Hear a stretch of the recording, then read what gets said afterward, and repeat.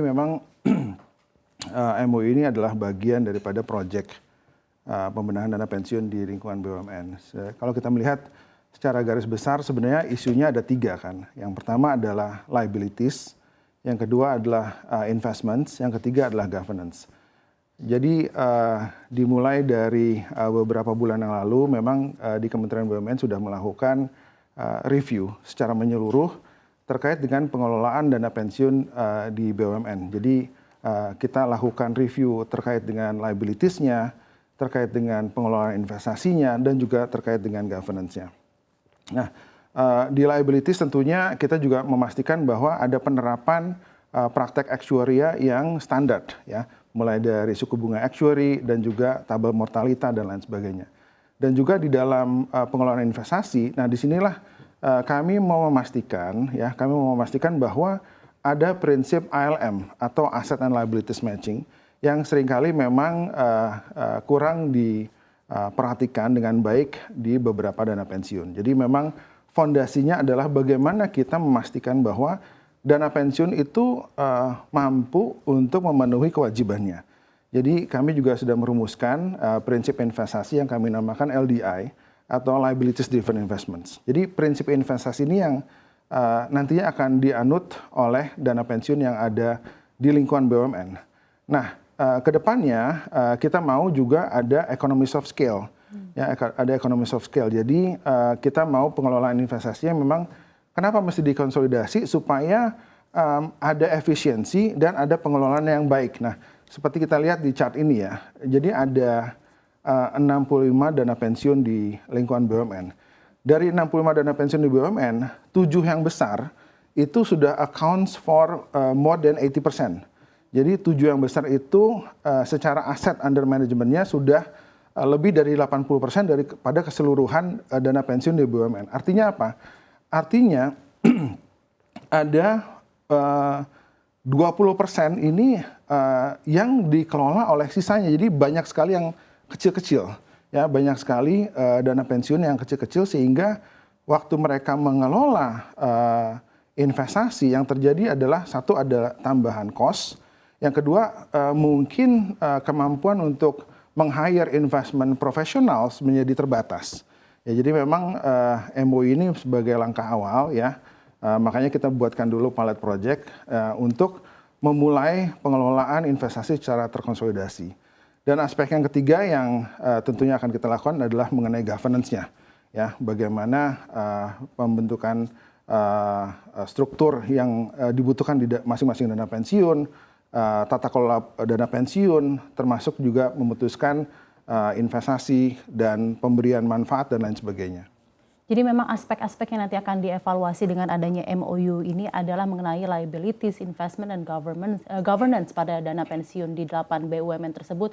Namun juga tadi Anda menambahkan pentingnya economies of scale, ya, dengan adanya beberapa dana pensiun di beberapa perusahaan BUMN yang memang masih kecil, ya Pak Pantro, ya. Mungkin selanjutnya saya akan bertanya, jadi kan untuk peranan dari Bahana TCW Investment selaku anak perusahaan dari FG sendiri ini yang akan mendapatkan mandat untuk mengelola aset investasi dana pensiun BUMN, Pak.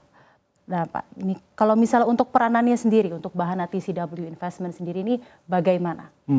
Jadi gini, Bahana TCW adalah salah satu subsidiary dari Indonesia Financial Group, ya. Dan saat ini Bahana TCW sudah mengelola aset under management sekitar 50 triliun. Dan Bahana TCW juga mempunyai strength di fixed income yang memang nature-nya cukup suitable lah untuk pengelolaan dana pensiun. Karena kita tahu bahwa dana pensiun khususnya yang manfaat pasti, ya, kita harus memastikan bahwa ada likuiditas yang terpenuhi sesuai dengan profil daripada liability masing-masing dana pensiun. Jadi dengan strength di fixed income, kita dari awal memang menggandeng Bahana TCW untuk ikut serta di dalam proyek ini. Jadi memang mereka sudah ikut serta dari awal di proyek ini, ya. Tetapi dari sisi rumusan investasi itu memang bersama-sama kami di PMO yang juga diberikan guidance oleh Kementerian BUMN, ya. Kami rumuskan. Jadi Bahana TCW tidak bisa semata-merta menginvestasikan di luar daripada prinsip investasi yang sudah dirumuskan oleh guidance dari Kementerian BUMN. Tuh. Baik Pak, mungkin saya sekarang akan bertanya mengenai kesiapannya ya Pak ya, dengan adanya tekad kerjasama ini pengelolaan dana pensiun 8 BUMN, ini kan tadi juga Anda sebut ini masih berupa pilot. Kedepannya mungkin akan penambahan lagi untuk BUMN lainnya yang mengelola dana pensiun, namun dari segi kesiapan IFG dan juga dalam hal ini secara spesifik mengenai Bahana TCW sendiri, apakah sudah ada persiapan sendiri untuk akhirnya ke depan akan mengelola dana pensiun di 8 BUMN ini, dan bagaimana ke depannya?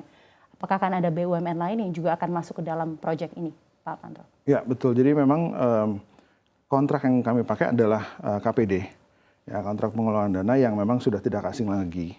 Dan sebelumnya juga di Bahana TCW juga sudah mengelola beberapa dana pensiun juga dan asuransi dengan skema KPD ini.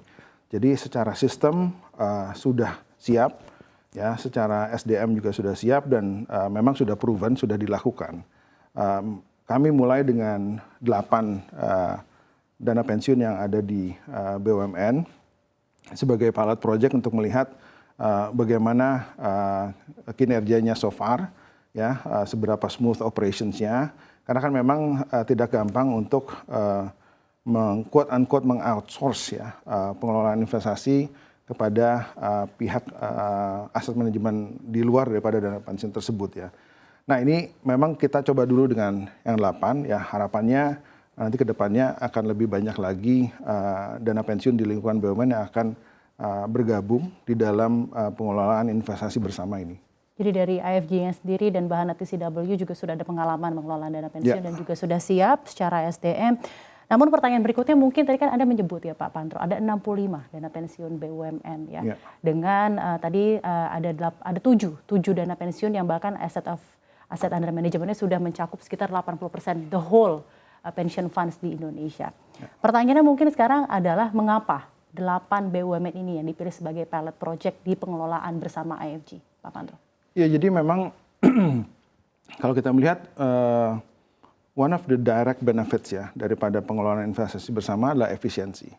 Dan tentunya efisiensi ini akan lebih terasa buat dana pensiun yang memang skala AUM-nya atau aset under manajemennya yang lebih kecil dibandingkan dengan dana pensiun yang sudah besar, yang sudah mempunyai critical mass untuk meng-hire investment professionals ya. Jadi memang naturally ya dimulai dengan yang relatively lebih kecil dulu karena buat mereka dampaknya langsung terasa ya, terutama efisiensi di dalam OPEX ya, pengelolaan investasi dan juga akses kepada investment professionals. Dan sedikit saja sebelum kita lanjut ke jeda, dengan adanya kerjasama antara IFG dan 8 BUMN ini, apa sebenarnya ekspektasi dengan adanya kolaborasi ini? Apakah ada KPI tertentu yang ingin dicapai dalam rentang waktu tertentu dalam penyihatan dana pensiun di 8 BUMN ini, Pak Pantro? Ya, jadi memang seperti tadi saya sampaikan, pembenahan dana pensiun BUMN bukan hanya dari sisi investasi ya. Ada 3 aspek tadi, dari sisi liabilities, dari sisi investasi, dan juga dari sisi governance.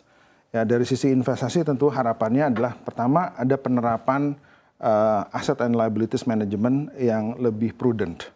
Ya, jadi bukan hanya mengelola investasi, tetapi bagaimana mematchingkan ya profil daripada investasi dengan profil daripada liabilities. Nah, itu satu. Ya, jadi markets bisa aja up and downs, ya kan. Tetapi yang paling penting adalah bagaimana kita memastikan ya bahwa prakteknya prudent. Prakteknya prudent dan basis yang nomor 1 adalah ALM, yaitu dulu nomor 1. Yang kedua, ya tentunya dengan dikelola oleh investment professionals, kinerjanya akan menjadi lebih baik, ya kinerja akan lebih baik. Yang ketiga, tentunya akan ada efisiensi, ya tentunya ada efisiensi.